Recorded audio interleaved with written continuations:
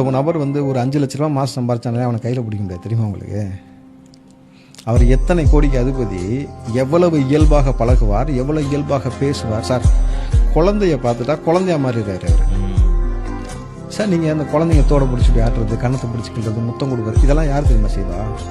தன் பிள்ளையிடம் தகப்பனோ தாயோ செய்வாங்க. அவங்க தான் தன் பிள்ளையிடம் குழந்தையாக மாறுவாங்க. ஒரு தலைவன் இந்த குழந்தைகிட்ட பார்த்தீங்கன்னா குழந்தையாக மாறுவது இருக்குல்ல, அந்த தன்மை தான் வந்து மேலும் மேலும் வந்து அவரை வந்து இங்கே தலைவனாக பார்க்காம உறவாக பார்க்க ஆரம்பித்தான். எங்கள் அண்ணன், என் புள்ள, இப்படி தானே ஒவ்வொருத்தரும். இப்போ கூட பாருங்கள், எவ்வளோ பிரச்சனை நடந்த பொழுது கூட, ஐயா சாமி நீ களத்துக்கு வாயா, நாங்கள் ஓட்டு போடுறோம், அண்ணா நீ வந்துருங்க நாங்கள் ஓட்டு போடுறோம், அண்ணா உங்களுக்காக நாங்கள் இருக்கணும் இந்த வார்த்தையை கேட்க கேட்க கேட்க பல நபர்களுக்கு அடியில் தீய வச்சு விட்ட மாதிரி இருக்கு. அவனால் கத்தவும் முடியல, பொத்தவும் முடியல.